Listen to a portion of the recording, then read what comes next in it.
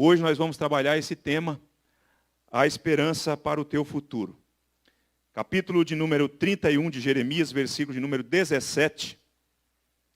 Diz assim o texto: há esperança para o teu futuro, diz o Senhor, porque teus filhos voltarão para os seus territórios.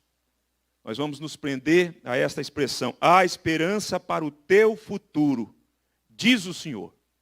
Há esperança para o teu futuro, diz o Senhor. Irmãos e irmãs, os efeitos dos acontecimentos pessoais, acontecimentos mais próximos de nós, acontecimentos mais macros, que alcançam o mundo, ou às vezes não o mundo, mas um país, uma cidade, uma região.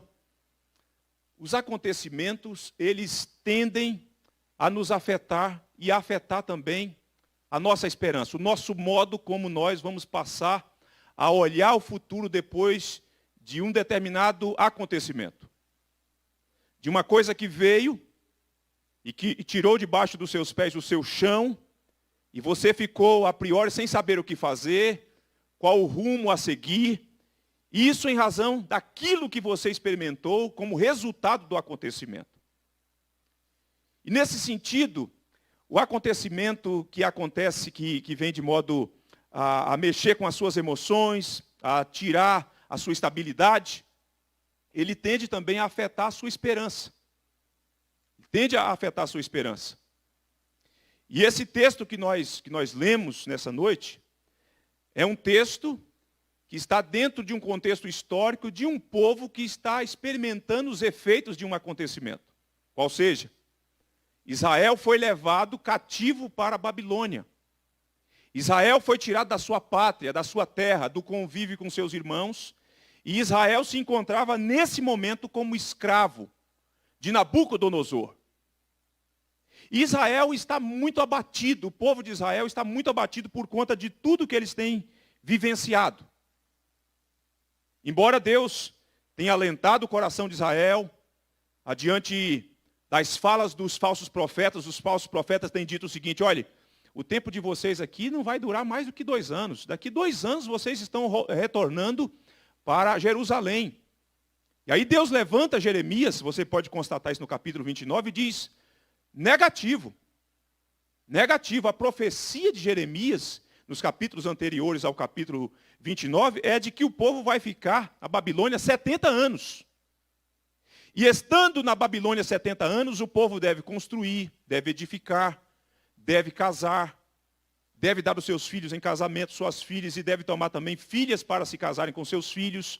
Então, o que Jeremias está dizendo como boca de Deus é: a vida não acabou. Os acontecimentos que vocês têm conhecimento e que experimentam os efeitos desses acontecimentos trágicos em que vocês foram cerceados da liberdade de vocês, embora vocês estejam sofrendo, entretanto, vocês precisam dar continuidade à vida. É por isso, irmãos, e pensando nisso e em outras questões que envolvem o acontecimento dos nossos dias, é que nós temos trabalhado essa temática, tempo de recomeçar. Porque é certo que alguns de nós fomos à lona com tudo que nós temos experimentado. Alguns de nós ainda não conseguimos nos levantar. Alguns de nós não conseguimos ainda olhar para o futuro com o coração esperançoso. Alguns de nós temos gemido durante esse tempo, a angústia tem nos assolado, o medo também. Alguns de nós estamos atrofiando na fé e na esperança.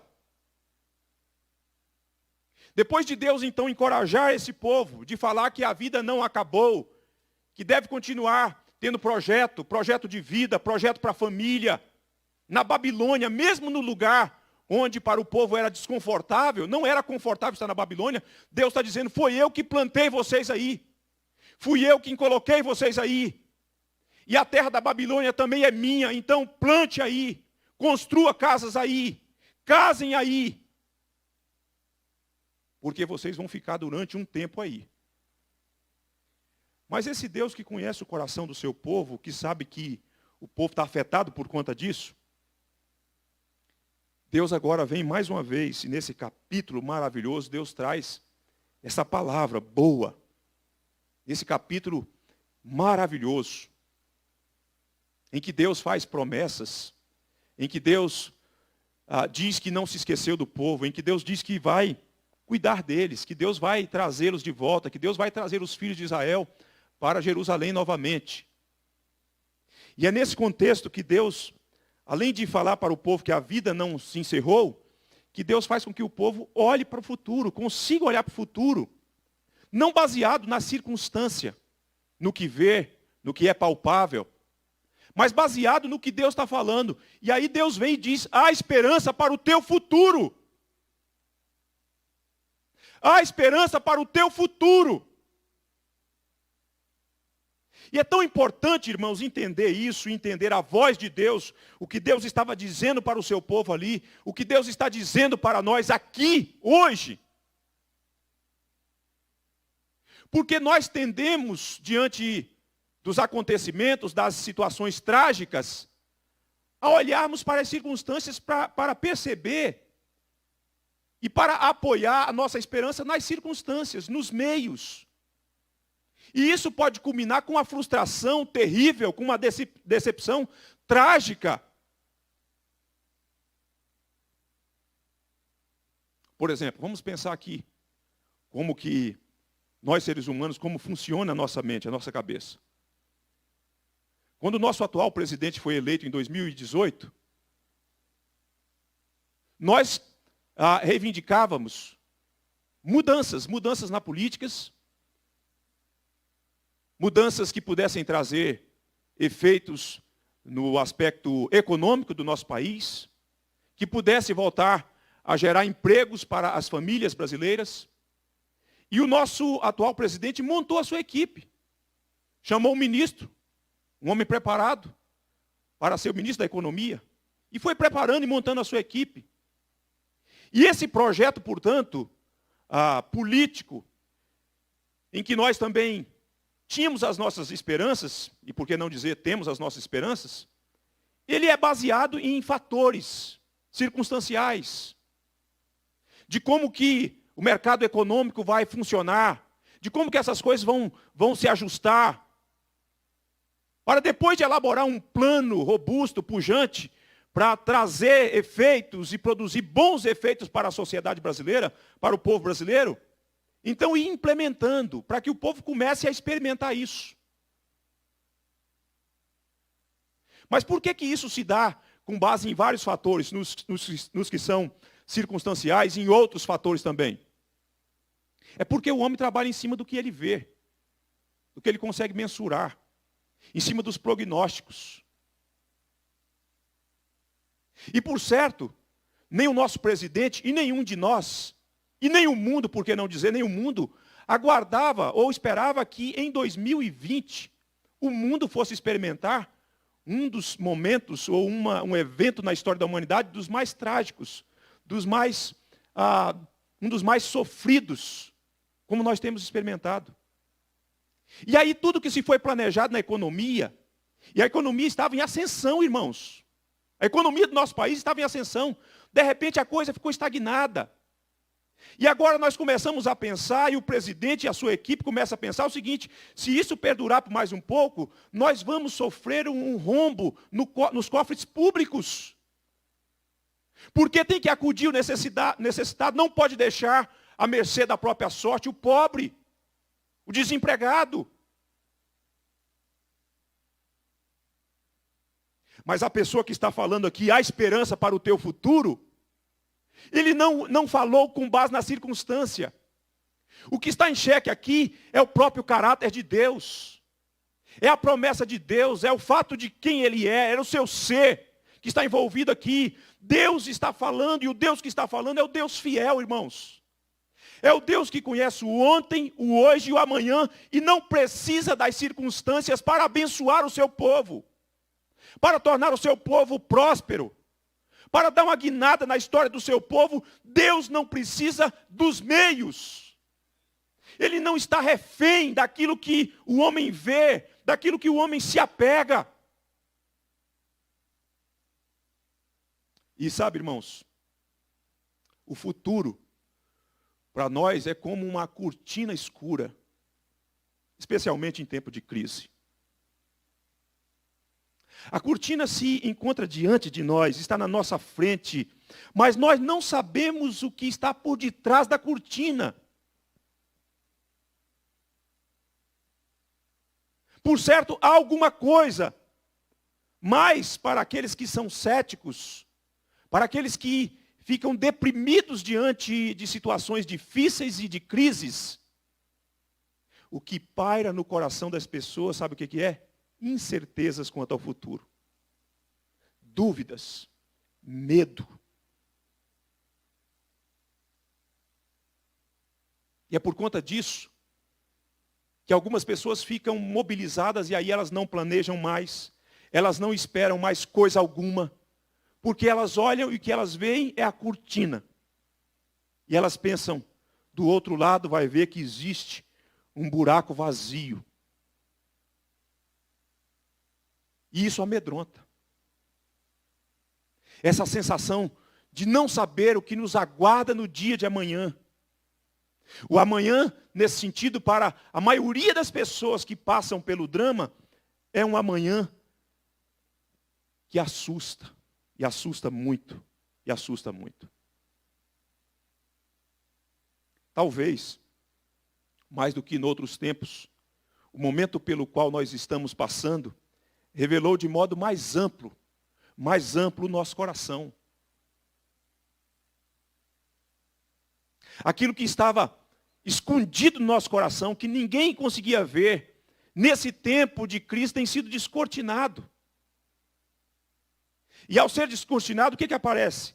As nossas fobias são escancaradas. São mostradas. Os nossos medos, as nossas ansiedades ficam mais agudas. Nós estamos mais ansiosos. As nossas angústias ficam mais patentes, se fazem mais presentes e nós não damos conta de sufocar essas coisas. E sabe o que tem revelado nesse tempo? E que estava também descortinando o coração dos nossos irmãos ali, e por isso havia necessidade de Deus falar com eles, para endireitar o coração e a sorte deles. O mais trágico do que revelar essas coisas, nossas fobias, nossas ansiedades, nossas angústias e tudo mais, que por algum tempo estava escondido dentro do nosso coração, é que essa situação também revela qual é o sujeito da nossa confiança. E pasmem, irmãos, o sujeito da nossa confiança, para a maioria de nós, não tem sido Deus da Escritura. A verdade é essa. Esse tempo de pandemia, de crise em que as pessoas foram solapadas, golpeadas de modo severo, tem mostrado para muitos de nós, e tem feito com que muitos de nós olhemos para dentro do nosso coração e percebamos que o sujeito da nossa confiança não tem sido Deus da Escritura. Tem sido os falsos deuses com as suas promessas falsas que não se cumprem, jamais se cumprirão. E com isso se revelam também as nossas falsas esperanças. E elas ruíram, e elas foram tragadas pela areia movediça.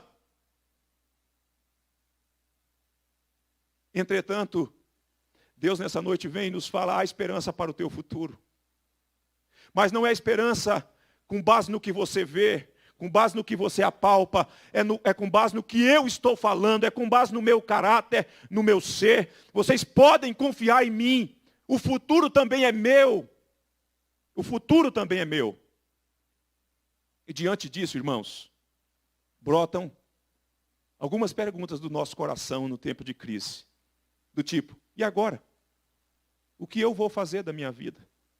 Tem gente fazendo essa pergunta, já por meses. E agora o que eu vou fazer da minha vida?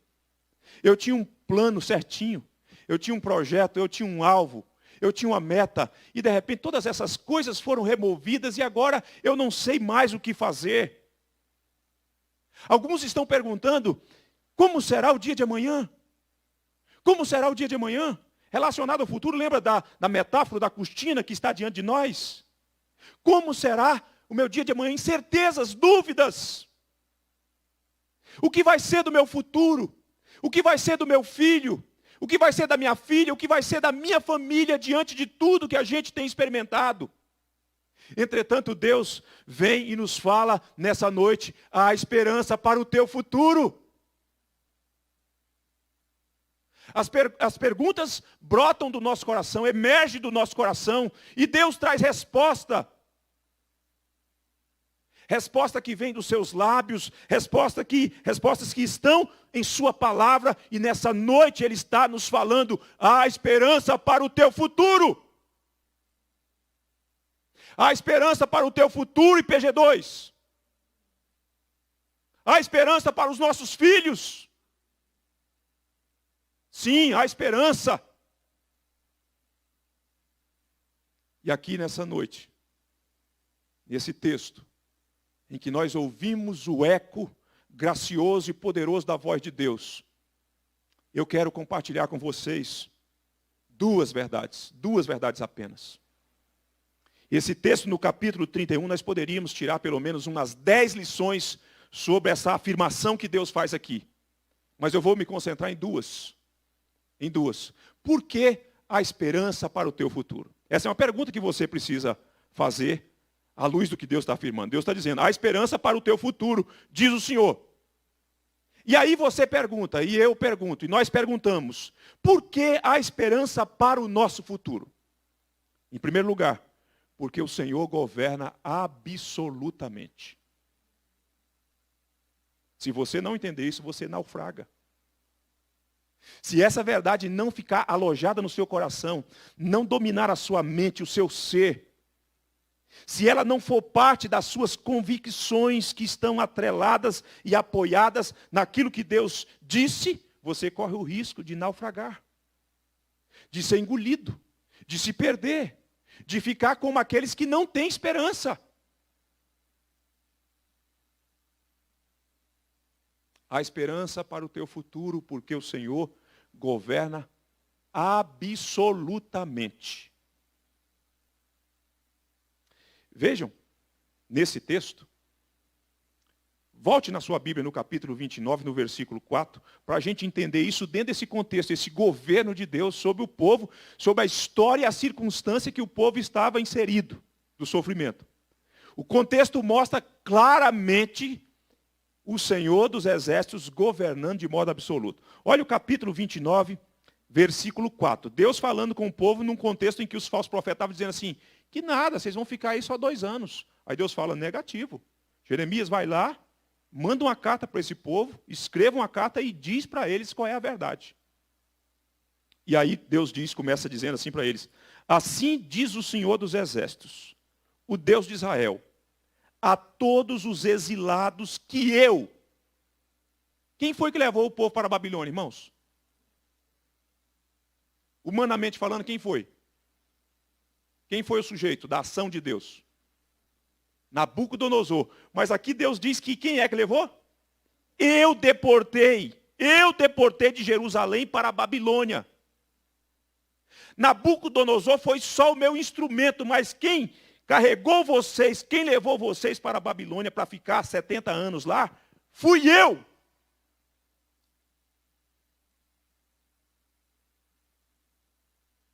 Nabucodonosor foi apenas um servo meu que eu disse, trabalhei no coração dele, é como diz o provérbio, né? Assim como o coração do rei, como ribeiros de água, assim é o coração do rei na mão do Senhor. Tu inclinas conforme o teu querer. Quem é que inclina o coração do rei? É Deus, para fazer o quê? O que lhe apraz. Vamos agora para o capítulo de número 31, o capítulo nosso, para você compreender por que há esperança para o teu futuro, porque o Senhor governa de modo absoluto. Quem levou o povo para a Babilônia? Foi o Senhor. Agora, olha o versículo 8, que diz assim: eis que os trarei da terra do norte e os congregarei das extremidades da terra. E entre eles, também os cegos e aleijados, as mulheres grávidas, as de parto, em grande congregação voltarão para aqui.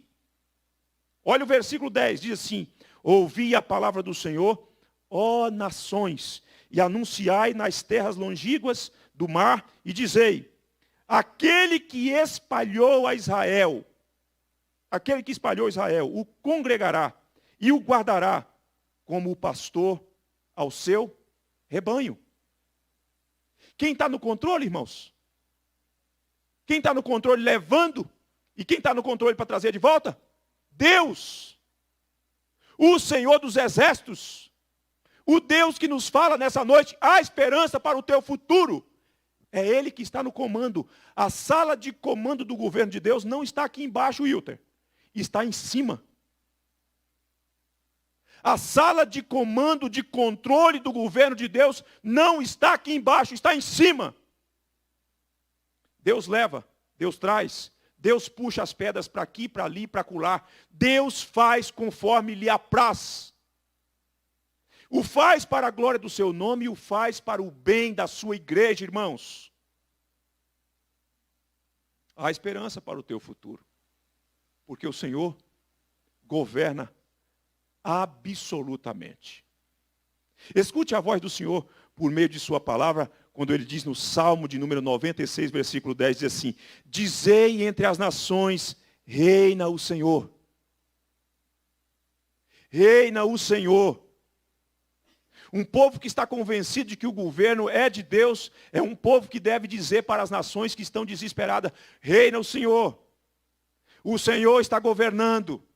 O Senhor está regendo a sua criação e as pessoas não estão soltas como elas pensam que estão. Eu entendo, irmãos.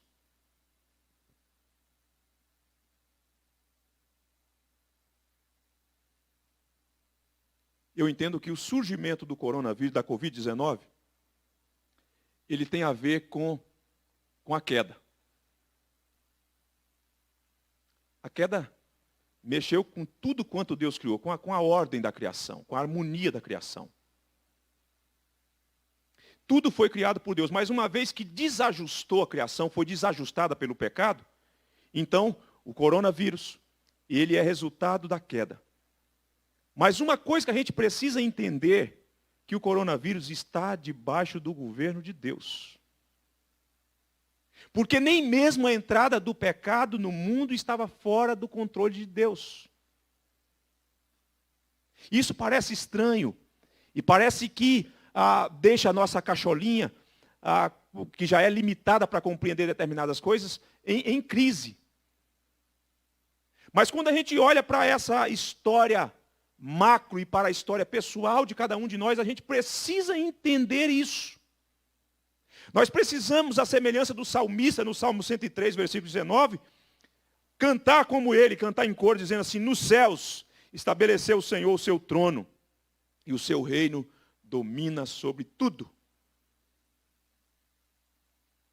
Queridos irmãos, quando o profeta Isaías estava em crise, o povo de Israel em crise por conta da morte do rei, como que o povo sem saber o que fazer, e agora? O rei morreu. Nosso povo estava bem, a economia não estava ruim, mas o rei morreu. O que é que Deus fez? Deus fez com que Isaías tivesse uma visão dele. E qual a surpresa de Isaías? Deus estava sentado num alto e sublime trono.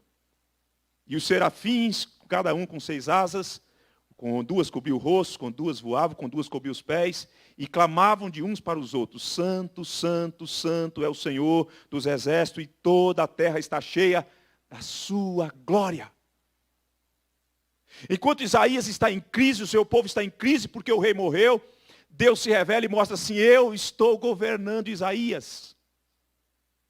O rei de baixo morreu, mas o rei de cima está vivo, absolutamente vivo.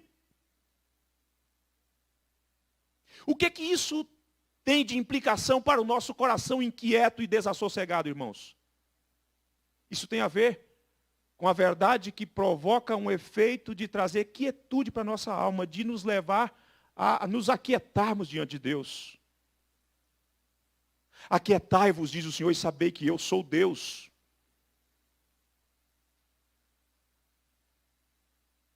Há esperança para o teu futuro. Por quê? Porque o Senhor governa de modo absoluto. O Senhor reina. O mundo, irmãos, o mundo não é governado por casualidade, por acaso, por sorte, por situações fortuitas. O mundo é governado pelas mãos do Senhor. O Senhor é o rei de toda a terra. O Senhor é o rei da história. A história é do Senhor. O Senhor tem uma caneta e é Ele que está escrevendo a história. Em alguns momentos Ele coloca uma vírgula, em alguns momentos Ele coloca um ponto e vírgula, e em alguns momentos Ele coloca o ponto final e termina aquele parágrafo. E vira a página. E vida que segue, debaixo do cuidado de Deus, sob a proteção do Senhor.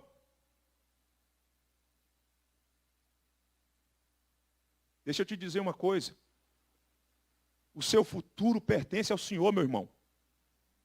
O seu dia de amanhã pertence ao Senhor. Você não tem controle de nada, você não tem domínio sobre nada, você não tem controle sobre as suas finanças, você não tem controle sobre a sua saúde, você não tem controle sobre o seu casamento, você não tem controle de nada.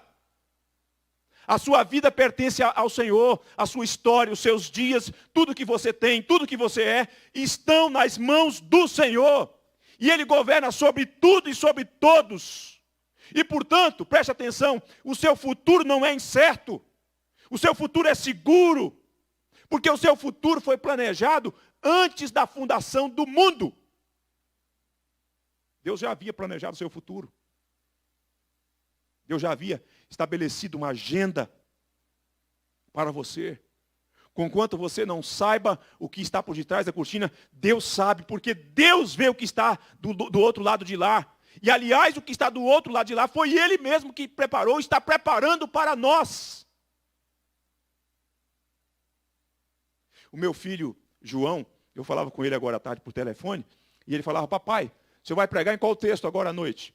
E eu falei, filho, eu vou pregar em Isaías 31, 17. E ele foi lá imediatamente, pegou a Bíblia e abriu e falou assim, o texto é esse, papai? Há esperança para o teu futuro? Eu falei, é esse mesmo.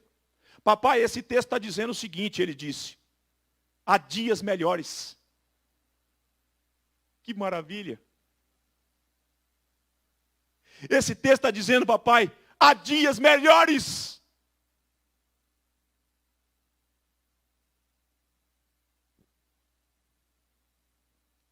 Irmãos e minhas irmãs,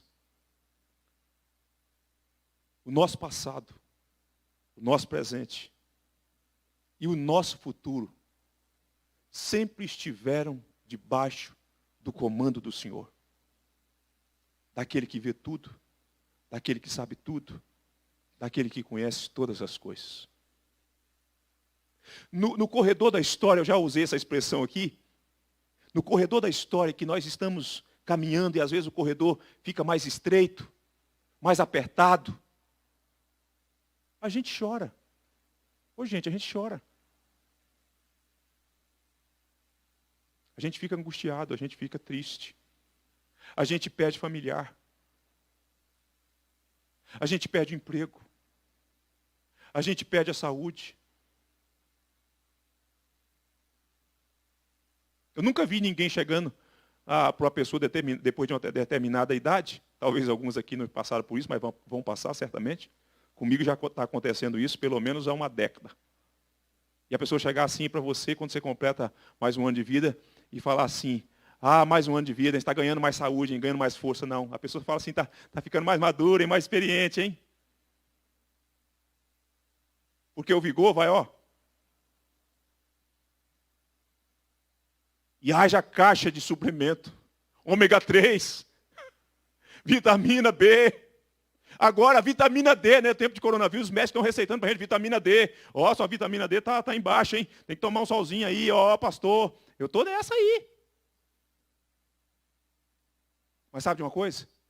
O meu ontem, o meu hoje, e o meu amanhã, e o seu também, estão nas mãos do Senhor. Há esperança para o teu futuro, igreja. Por quê? Porque o Senhor governa absolutamente.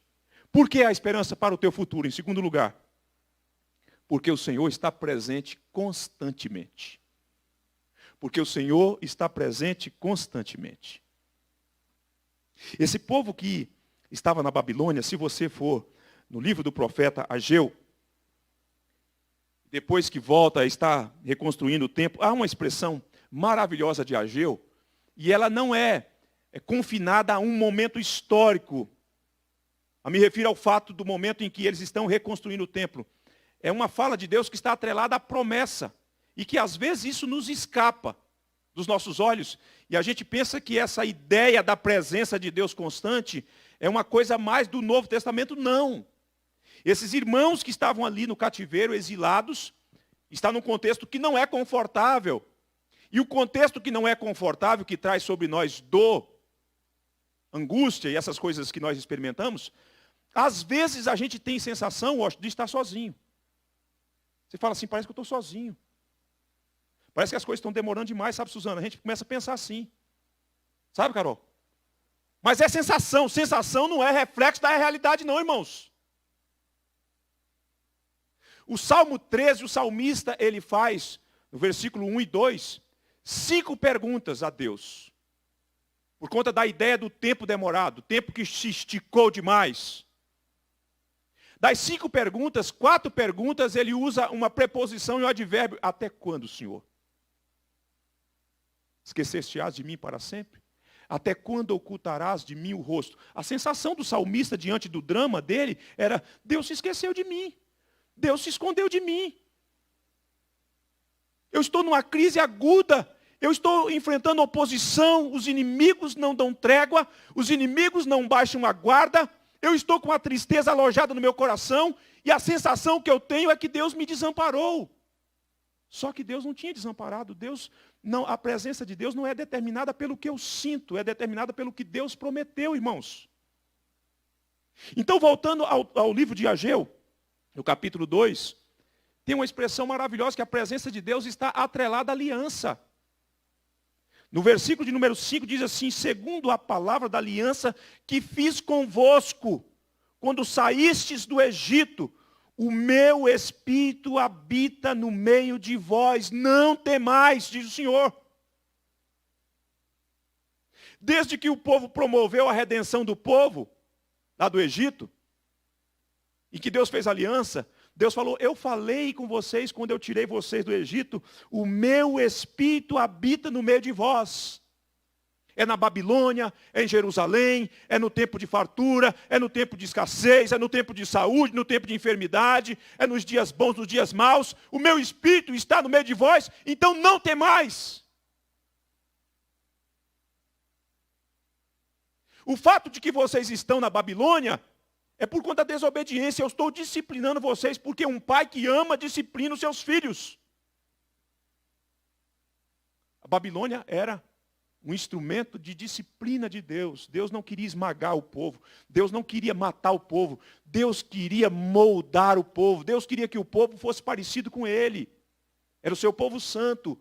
Era a nação santa. Era o sacerdócio real de Deus que haveria de revelar a luz de Deus ao mundo e às nações.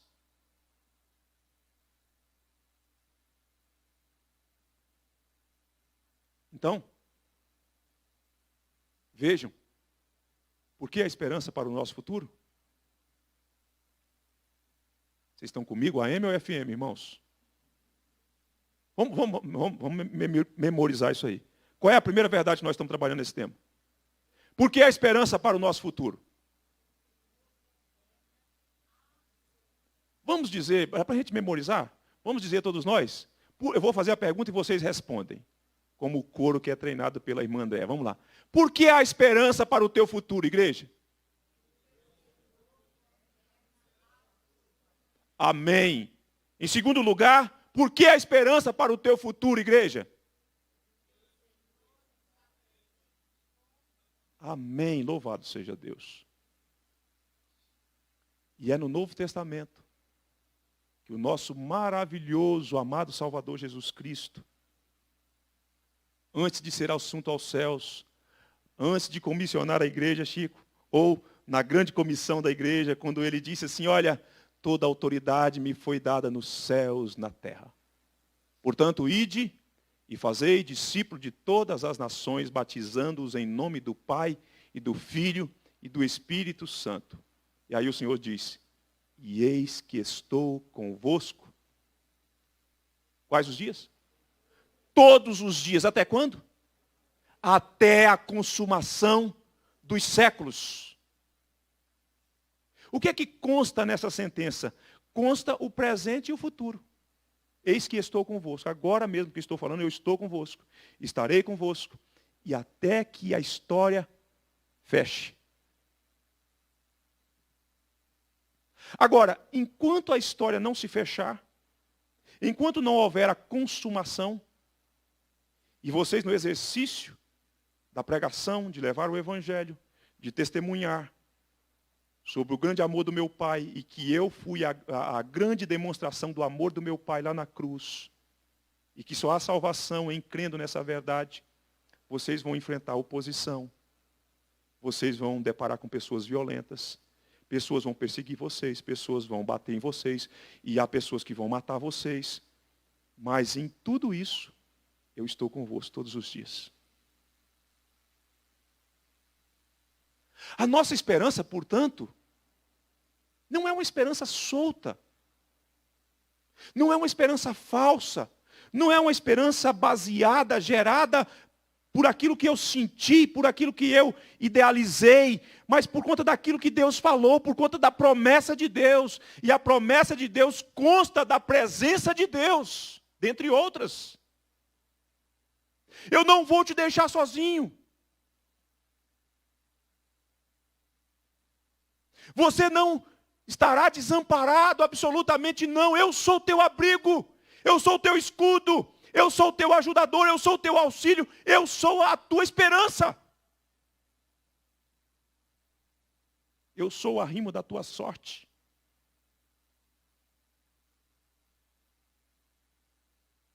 Aliás, essa é uma expressão maravilhosa do Senhor, né, do Antigo Testamento, né? Tu és o arrimo da minha sorte.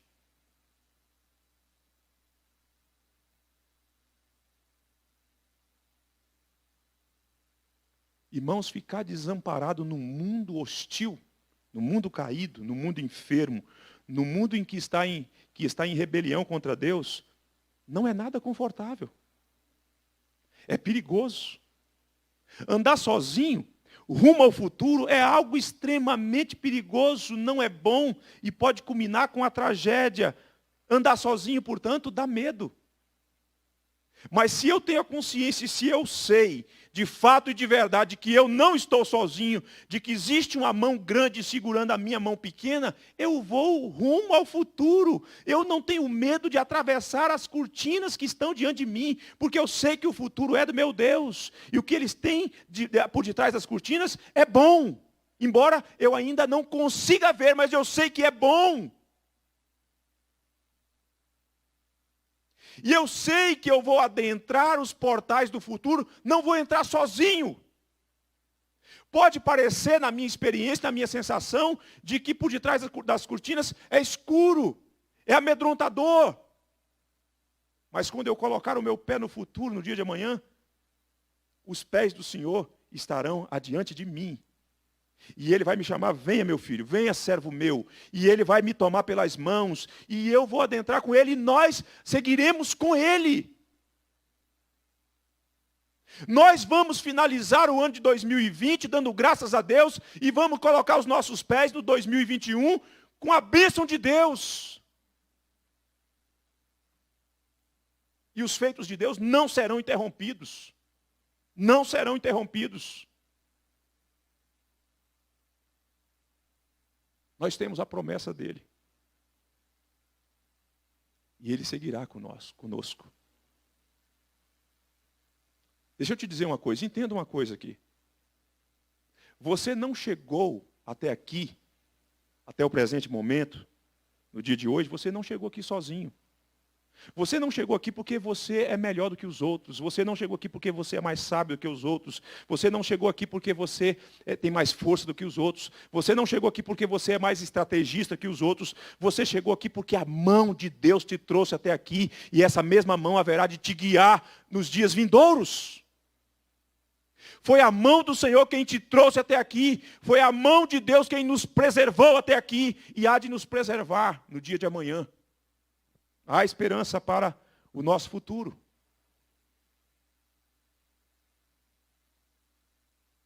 E eu caminho para finalizar.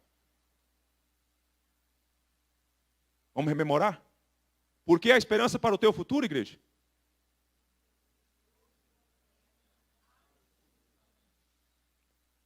Por que a esperança para o teu futuro, igreja? Segundo lugar? Bendito seja o Senhor. E sabe, irmãos, qual é a maravilha disso tudo? Essa profecia de Isaías ou de Jeremias, ela contempla dois caráteres históricos. O caráter histórico mais imediato e o caráter histórico mais longo. Eu peguei uma sentença de um verso. Eu acho que eu estou aprendendo com o Carlitos, né? Um versinho, um pedaço de um versinho, né? Mas eu estou tentando fazer você ver o macro do texto. Porque se eu fosse expor esse texto aqui como a gente tem o hábito de expor, a gente, talvez umas 2 horas, né? A gente ficaria aqui, né? Mas eu estou tentando colocar diante de vocês esse cenário, essa voz de Deus que está ecoando nos meus ouvidos, no meu coração. Há esperança para o teu futuro. Então, essa profecia de Jeremias, ela tem aspectos que contemplam o momento histórico mais imediato. Quando você pode notar, no próprio verso, quando diz assim, porque teus filhos voltarão para os seus territórios, falando para aquela geração que estava no cativeiro, uma geração que está pensando, nossos filhos vão nascer escravos, nossos filhos serão escravos, estarão aqui. Aí Deus fala, não, seus filhos vão regressar. A permanência de vocês na Babilônia tem prazo de validade. Tem começo, meio e fim. Só, irmãos, que quando a gente avança na profecia, que você chega no versículo 31, a coisa começa a ganhar um aspecto, um tom mais amplo, que a gente vai ver o eco lá no Novo Testamento em Cristo Jesus, quando ele diz no versículo 31 assim, eis aí vem dias, diz o Senhor, em que firmarei nova aliança com a casa de Israel e com a casa de Judá. E o final do versículo 34 diz assim, ó, pois perdoarei as suas iniquidades e dos seus pecados jamais me lembrarei. Sabe quando isso se cumpre? Em Cristo Jesus, nosso Salvador. Quando Deus fala que há esperança para o nosso futuro, Ele está nos falando não só de um aspecto material, eu penso que contempla também aspectos materiais. Às vezes a gente tem receio de falar isso, mas contempla sim na nossa história bênçãos que Deus tem para nós nesta vida. Entretanto, Deus avança e amplia a nossa visão e aponta para o descendente de Davi. Farei com vocês uma nova aliança, não conforme aquela feita com seus pais lá no Sinai. É uma aliança que vai ser firmada lá no Calvário. É uma aliança que vai ser firmada por conta do derramamento do sangue do meu Filho eterno. E quando isso acontecer, e isso vai acontecer, sabe o que vai acontecer com o futuro de vocês? O futuro de vocês estará definitivamente seguro. Sabe por quê? Perdoarei as suas iniquidades, dos teus pecados jamais me lembrarei. Jamais me lembrarei. Porque os nossos pecados que Cristo Jesus carregou sobre o madeiro, Ele levou definitivamente, não são mais nossos. Nós não estamos mais debaixo da culpa do pecado. Nós estamos livres. Nós não somos mais filhos da ira. Nós somos filhos adotivos de Deus por meio de Cristo Jesus. E sabe por que isso haveria de acontecer? Por conta do versículo de número 3 também. Olha só como nós estamos tentando amarrar para você sair com o coração daqui, cheio de gozo, e na quarta-feira que vem você vir para contar as bênçãos. Olha o versículo 3. De longe se me deixou ver o Senhor dizendo, com amor eterno eu te amei. Por isso, com benignidade te atraí. Quando a gente chega para o nosso cônjuge, né, e tem que ser sincero, porque o cônjuge sabe quando a coisa é maquiada, né? E a gente olha para os olhos da esposa e fala assim, meu amor, eu te amo. A coisa se derrete, irmãos. Mas é um amor muito limitado, mas faz um bem danado, não é verdade? Estou falando Quando eu faço, né, e não sou pródigo, tão pródigo em fazer, mas quando eu faço, mas também é tão bom quando a minha esposa fala assim, Binho, eu também te amo. Ah, que coisa, que doçura. E eu penso assim, depois de 20 anos, você continua amando ainda? E ela, pois é. Irmãos, é Deus quem está falando. Com amor eterno, eterno eu te amei. Mas não é só uma declaração verbalizada. Deus fala assim, e esse amor, porque eu te amei com amor eterno, eu te atraí, eu te conquistei. É como que uma peça de imã, aquela peça que a gente brincava quando era pequeno, ou dava para os nossos filhos, aquela peça grande que vai atraindo aquele pedacinho. Hein? Você lembra? Você passa assim, ela vai atraindo. Com amor eterno eu te amei, por isso com benignidade te atraí, te conquistei. Te trouxe para o meu aconchego, para os meus braços. E como que Deus fez isso? No seu Filho amado. Naquele em quem nós temos a quitação plena da nossa dívida. A esperança para o teu futuro. Porque o Senhor governa absolutamente. A esperança para o teu futuro. Porque o Senhor está presente constantemente. Não tenha medo do futuro. Não se acovarde. Se alguma coisa na sua vida ficou interrompida nesse tempo por conta de tudo isso que a gente sabe, está cansado de falar e já começa a ficar até enjoado de tanto ouvir, eu quero dizer para você, é tempo de recomeçar. É tempo de iniciar uma nova jornada. Sabe por quê? Porque Deus nos fala, há esperança para o teu futuro, diz o Senhor.